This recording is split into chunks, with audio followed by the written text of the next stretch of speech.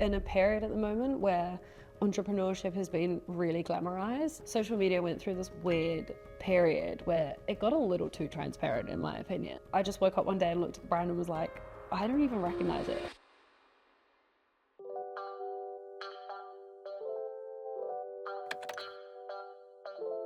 Renee, thank you so much for being here. Thanks for having me. So I'd love to start off the conversation by talking a bit more about your founder journey, how you got to where you are today, and yeah, a bit more about Ode Rae.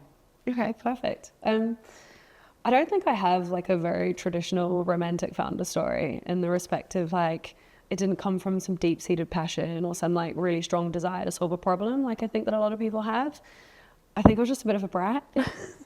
I didn't like working for other people. I hated it. I couldn't really motivate myself. I'd sort of somewhat placate my desires to run for the hills with like chasing a promotion every now and again. And I just got to the point I just couldn't do it anymore. I had no idea like what exactly it could look like. So I just started researching business models that I felt like were going to give me the kind of lifestyle that I wanted to live.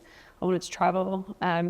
So it led me to e-commerce, naively. I thought it was going to be a lot easier than it was. And then off the back of that, I started looking into products that were more aligned to my passion. So I was like very obsessed with travel, still am. And I actually found that coming from the Southern Hemisphere, your fashion economy here is quite different in the sense that we have quite a lot of what I would call like upper middle market fashion. So independent brands that are really high quality at like a sort of affordable luxury price point. When I first came to the UK, it felt like it was very, very fast fashion and then a lot of luxury fashion, which is very heritage, very, in my opinion, like quite stuffy. It didn't feel like there was a lot targeting the kind of, I guess now what you're terming zillennial women who were looking for luxury choices, but at a nice price point. And also, to be perfectly frank, that were a little bit sexier and weren't so like kind of reserved and so yeah, that sort of led me in the end to where I am now, which is like swimwear, ready to wear. I'm targeting girls for travel economy, I guess. Amazing. And how did you find your initial customers, your initial community that you, like, was it on social media? Was it through events? I mean, I'm quite fortunate in that when I started, it was in the heyday, I would say, of social media. So influencer marketing had like really just started to like was on the rise, and I think it was at the point where there wasn't really a lot of skepticism around what girls were posting. So people were really buying into what their favorite influencers were posting, and it was converting directly. Like it was honestly almost like a bit of a slot machine. Like you'd give girls bikinis, give them, you know, items, they would post and you'd see a direct return on investment. So we got, I would say, our first 1,000 followers on Instagram, which again was also directly correlated to sales at that point, just via like gifting and like some small kind of collaborations with influencers. And then it's sort of, obviously the landscape has shifted ever since, and that model is somewhat outdated now. So it's sort of shifted. But yeah, it was influencer marketing, I would say, predominantly at that point. Yeah. Amazing. And how have you adapted to the change in the landscape now? I stopped trying. Yeah. I mean, it's ever evolving. I think it's interesting. I wouldn't be surprised if other brands have found a similar journey in the sense that once that started to erode, the like rise of paid marketing started, and we made the mistake a couple of years ago of getting a little too reliant on paid. So that felt like it was almost like the solution to our problems with things like influencer marketing. You just can't manage the return on investment. It's really difficult to understand like what's working, what isn't working. And suddenly you have something that's tracked with analytics that can tell you directly, like, this is what you're doing and what's working, etc. So we sort of doubled down on that because I think it made me feel somewhat safer in being able to at least like manage what you can measure, etc. That's also now quite problematic. So I think we've sort of reverted to a little bit of a more holistic approach now where it's just a little bit of everything. I sort of consider it like an entire ecosystem. You can't really do any one thing without the other, which is also quite difficult because it's like spinning lots of plates, and you sort of, each piece does better off the back of the other pieces. So now it's just about trying to manage, I guess, everything in conjunction with yourself. Yeah. Yeah. And has that been the biggest challenge, would you say, like for you as a founder, the growth strategy and adapting to the changes over time? Maybe, yeah. I was thinking about this the other day. It's interesting. I think that when you start a business, you go in with this like romantic naivety that when you just solve X problem, it will get easier. And then this is the problem right now that's creating all these issues. And then once we've solved that, oh my God, we're just like off to the races. But I think the longer you do it, the more you realize that having a business is just constantly solving problems forever, like until the end, basically. Yeah. And so I think you almost get to a point where there's like some level of comfort in that, and you start to adjust to the highs and lows of solving said problems, and they just become part of the journey. But I think for me, the most difficult part of it all is actually just, I guess, like I hate the term, but like mental fortitude that I think it takes, which sounds like so dramatic because it sounds like I think I'm going to war when I open my laptop or something. But Yeah. I think it's quite lonely as a solo founder as well. It just takes so much from the rest of your life, I think, because I just personally like never switch off. It's never enough. There's always more to do. And I personally really struggle with that. Like I'm a little bit of a perfectionist as well. It's all encompassing. It's all encompassing, exactly. So for me, it's been, I guess, managing like my own expectations of myself and also of people around me. Yeah. I'm sort of learning that managing people also comes with its own set of challenges when you're a perfectionist. Yeah. But yeah, I just think it's just a bit lonely. You're just like living in your head, you know what I mean? And I think that I sometimes look at other people who have jobs and go home at the end of the day, like my partner, and I'm just like, oh my God, I want to be you when I grow up. Like it just looks so lovely. Yeah. You get home and like, that's it. I can see like his mind's there, he's present, you know, and I really struggle with that. Yeah, so, it's hard. It's like the grass is always greener, right? Because 100%. I had that where I was like, oh, it'd be nice if you could switch off and not think about it anymore. But actually, like the purpose you get from being a founder is also so satisfying. Yeah. And I wouldn't give that up, even though it is so stressful when you work on weekends and everything like that. It's just like such a hard catch-22, isn't it? Agree. I almost think that you don't have the choice, though. I think you're either wired a certain way. I mean, that could be like a really ridiculous thing to say, but I feel like if I had the choice, I would select the opposite because I think it's easier. But equally, I just don't think I'm wired that way. Unfortunately, I'd be like you. I need passion and purpose in what I do. Yeah. I need to like have a reason to get up every day. Otherwise, I mean, that's why I did it in the first place. Yeah, exactly. Yeah. So did you ever consider getting a business partner, or did you always want to do it by yourself? Again, it's I think if you get it right, it's the best thing you can possibly do, getting the right business partner. But if you get it wrong, it can be so detrimental. Yeah. And I think that finding the right partner or partners is a lot harder than I think people think and that I thought. It's not just about finding someone who's got opposite skill sets to you, but like almost an opposite profile. And it's like a relationship. It's like a marriage. Like you almost need your things, your traumas, whatever, to all like almost like link up perfectly. So that it's, you know. It's like it has to be kind of a friendship, but also not too close. Not too close. It's definitely a hard one to.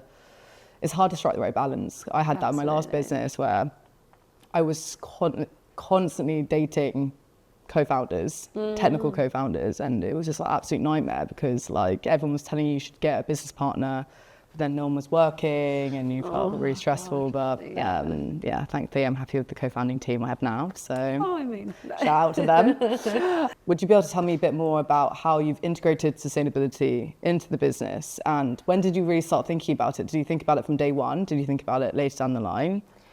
To be honest, I think we thought about it relatively early. I wouldn't say from day one, I'd be lying. And we've gone on a bit of a journey with that ourselves. So currently, all of our swim, we use like purely sustainable materials. We use sustainable packaging, and our ready-to-wear, we do very minimal quantities, trying to avoid wastage. We're like more often than not on pre-order. Like we tend to, the preference is to sell out as opposed to have any wastage. But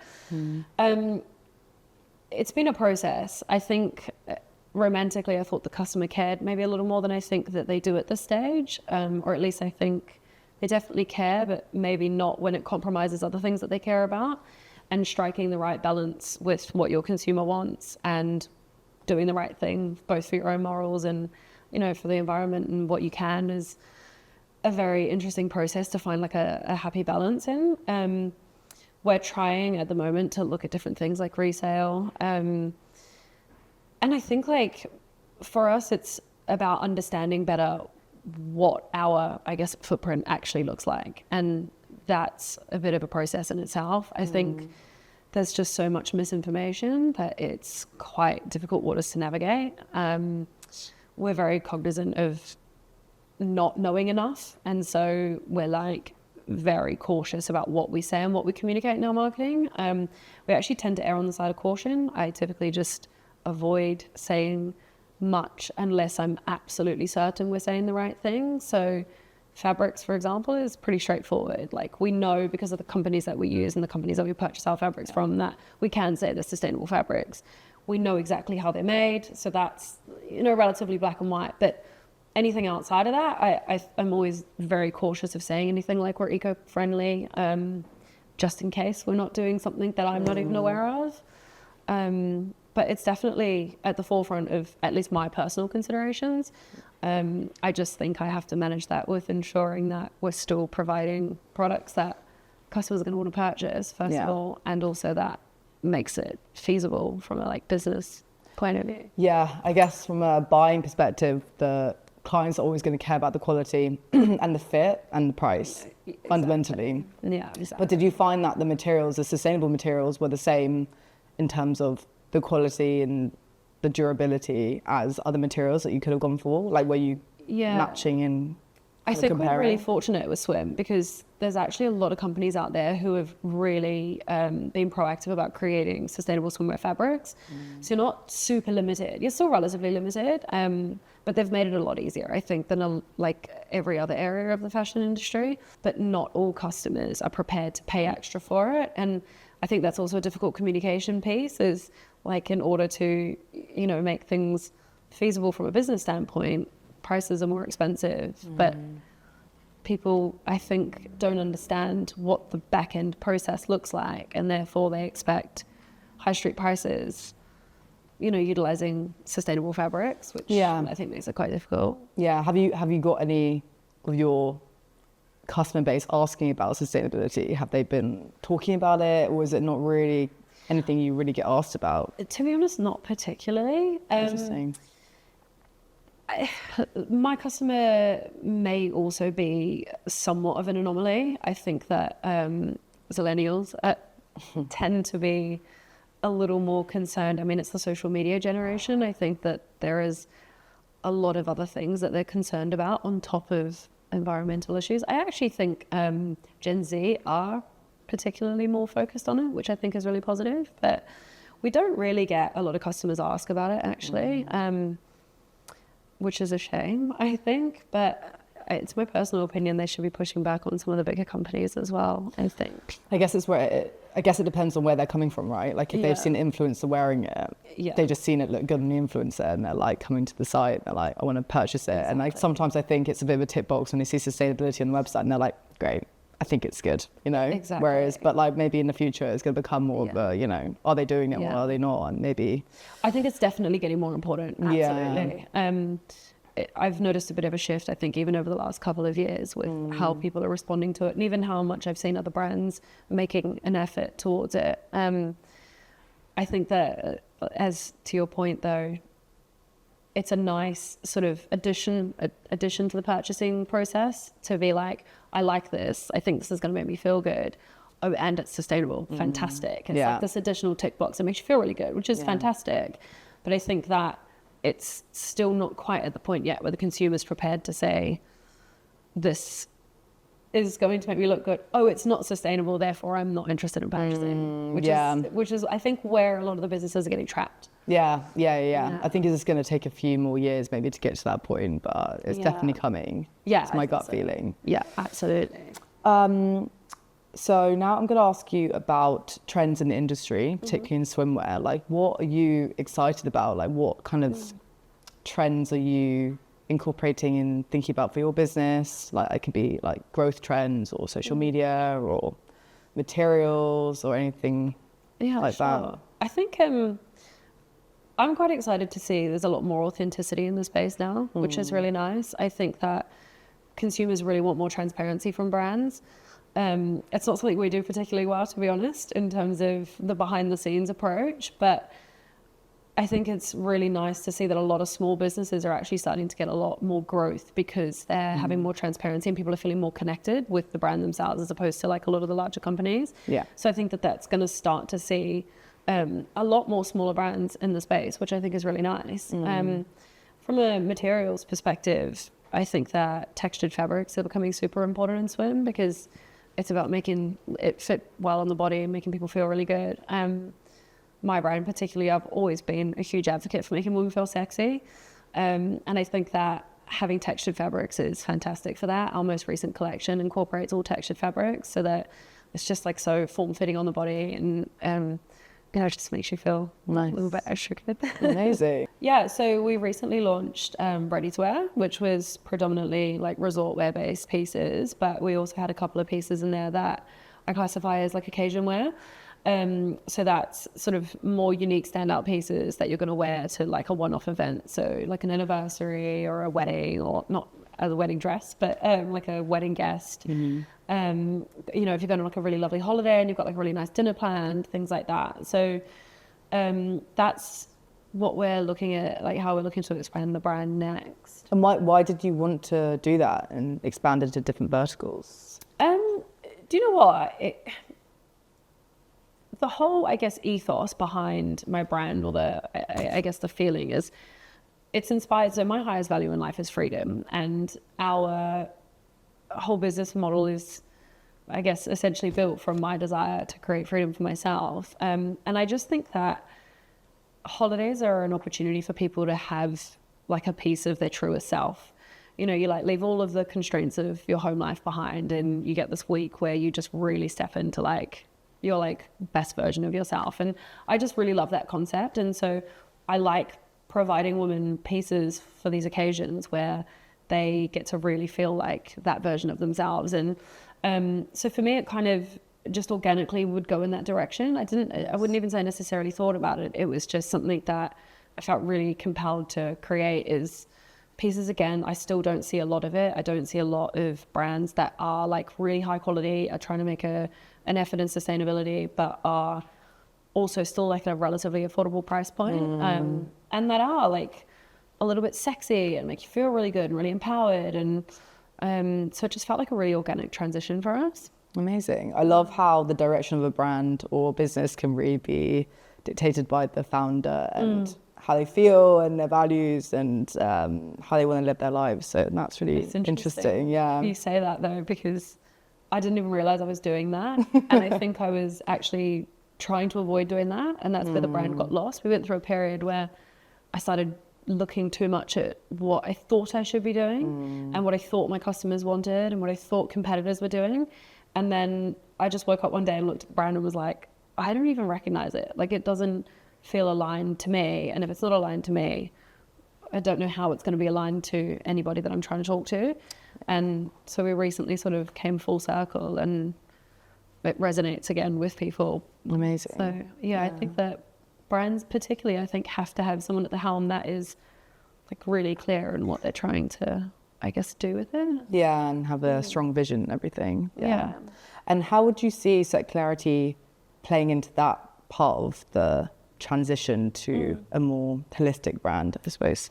It's actually an interesting question. So we are looking at Resale at the moment and exploring what that could look like, particularly for ready-to-wear. So as I said, based on being pieces for occasions, we're aware that most people are going to wear those once, maybe twice if you're lucky. And you know, that's a concern from a sustainability perspective, because what tends to happen is those either just sit in the closet or go into landfill, or and you know, there's a lot of companies now like By Rotation and Her, which I think are doing really great things for this type of problem. But Resale, I think, is something that is also a great way to bring other customers into the brand that may otherwise not quite be prepared to afford some of the pieces.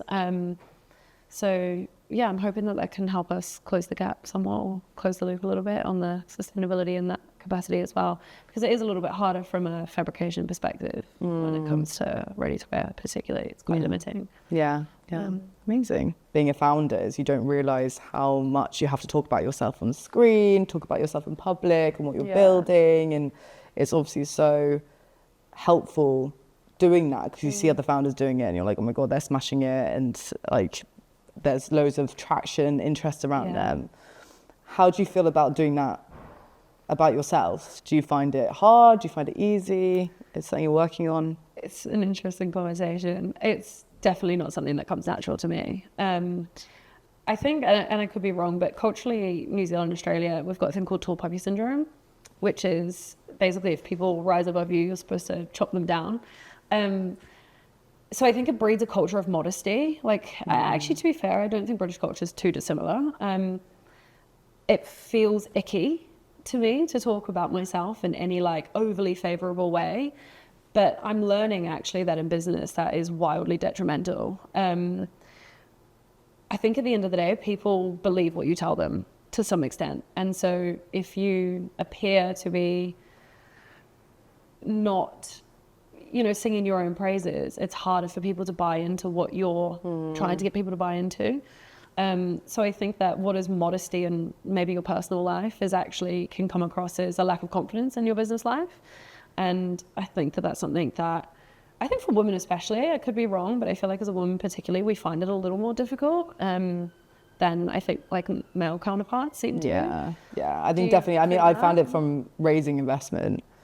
Yeah. I found it so hard because like as you said, I think it comes across like you're not confident in yourself and your ability, but actually you just find it a bit icky. And like I think women are innately, they don't want to talk about themselves too openly, or like they want to like big yourself up. I just don't think it's like it's just not something we're really, it's not like an innate encouraged thing to do. I don't think. And then all of a sudden I think there's already less female founders, and then I think you're in this space where you're trying to navigate that plus your innate desire to come across as not being completely full of yourself. I think I've tried to overcome this by like trying to be like, I'm telling everyone a story about what happened to me, and also to just try and show everyone my personality rather than like brag about what achievements I've got, Yeah, exactly. I think that like if you can get across your personality well through like a LinkedIn post or Instagram post, and you've done a pretty good job. Yeah, absolutely. And people normally find that more interesting.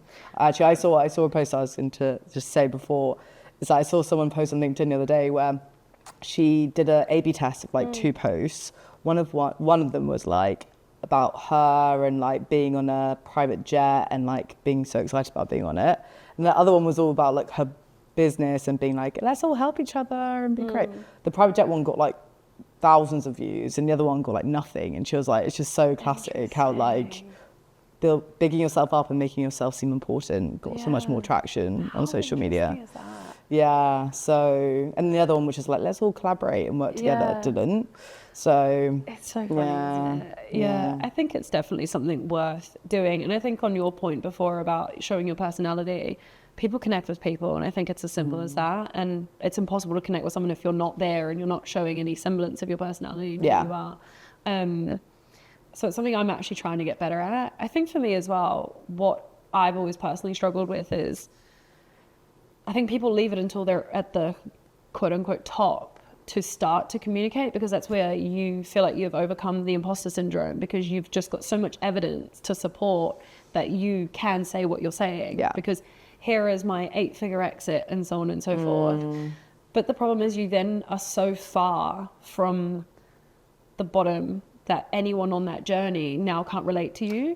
So true. And I actually think that, again, it's really detrimental. So people, like even me at my point in the journey, when I'm really struggling, I don't really want to hear old 8-figure exit spouting his pieces of information to me and Tim Ferriss, and because I'm just like, this is just so irrelevant to me at this stage, and it just feels even more isolating because you're there just like, okay, I can only see here or the very top, and I just can't see the way. What's in between? Through the trees, and I completely understand why nobody does it, because you're afraid to, because you don't want to look like you're speaking out of turn before maybe you have too much success under your belt. But equally, I try and remind myself that even if you're just one step ahead of somebody else, you might actually be able to help in some capacity, make them feel slightly less like they're really completely alone, or that, you know, you are doing worse than you're doing. It's just that this is what it looks like for everybody until you get to the end. I always find that where I'll talk to founders who are like, you'll see on social media being like, I just raised $1 million, wow. And then you'll talk to them, they'll be like, it was so hard, it took a year, like what's my rejections? And you're like, you just don't hear about that. Yeah, so exactly. So then people like me starting to raise, again, you only see I just raised $1 million, you're like, oh my God, no one's there going, we're trying to raise and we're not getting anywhere. Like, anyone else feeling this? So then if you're not getting anywhere, you go, okay, this is part of it. You know? I know, it's difficult. More transparency on social media, I think. There we go. I think there's also balance on that as well, though. I feel like social media went through this weird period where it got a little too transparent, in my opinion. Like, people on Instagram, LinkedIn. Like people started sharing things that I'm like, this has gone past transparent to just like, this should be in the privacy of your time. Like, and it felt a little clickbaity and a little like, and I think that leaves people quite vulnerable as well. And I don't think that's equally, at the end of the day, these are strangers. And so you've got to be super careful just how much of yourself you give away. Very true. But I think TikTok definitely encourages that. Absolutely. Like that is like the epitome of like personal information sharing. Which I think is really difficult for especially young girls growing up. So it's a lot. And we always ask people this is, what would be your one piece of advice that you'd give to other founders who are launching their own businesses or thinking about launching their own businesses? Honestly, my advice would be make sure it's actually what you really want to do. So I think that we're in a period at the moment where entrepreneurship has been really glamorized. And I think that the generation underneath believe that's almost like the most like prestigious job you can have right now. And I think it's quite detrimental to people who could otherwise really find a lot of purpose in working in a job. I just don't think it is for everybody. And like I spoke about earlier, I think there are so many problems that come with it that I don't think you're seeing. And, you know, even when you do get people like me sitting here and saying this is how it's really difficult, etc., there's still a layer of glamour in it, I think, because it's almost like this hero's journey of like, oh, you know, the hustle, the grind, etc. But I think that it's taking away from the value I think that a lot of people can get in having a job. I think that there is so much to building a career and like loving who you work for and being able to go home at the end of the day and switch off and have like a really well-rounded life. And I just don't think that people are going in having all of the information. And I think that what can happen, like what's happened with me, is once you're in, more often than not, it's very difficult to stop. And it's like somewhat of an addiction. And I think if you're anybody who is getting into it for the wrong reasons, it can also be even more problematic to try and get out because you're going to have all of that self-talk around failure and everything else. And so I just think like having all the information or getting as much information as you possibly can. I also would say do your research. Like I went in blind. Like, which may have helped in the sense that, like I said, the like romantic naivety probably carried me through for a while. But I look back now and I'm like, oh my God, if I had have just like understood even just really what this means and what like how you scale a company like this, what it's going to entail. Like I'm still fully bootstrapped and you know, like that in itself is something I probably would have done differently if I started again. And I just think understanding what it's going to take to get from A to B, B to C in advance so that you can like somewhat map that journey out and be prepared for a bit of a plan about it. I think so, which just goes against everything in my nature because I'm just like fly off the cliff and just like hope for the best. I feel kind of like that. I'm like, I'll learn it on the job. Like figure it out. Life lessons fun as well. I think also like my advice would also to go into a business which is like quite early stage, not as a founder, but like you know, like early stage kind of employee number 5 or between 5 and 20, because then you actually see what it takes. Oh my God, absolutely. The toll it can take on the founder, you know. 100%. No, I think that without all the risk. Absolutely. And actually, I think it's quite often that first-time founders who were early stage in other businesses tend to actually do quite well. Because they've almost got that experience, like you say, without the risk. They know what they're going into. Exactly. That's very good. We'll keep that in the cut. Awesome. Well, thank you so much. It's such a great conversation. So thank you for having me. No worries. Thank you.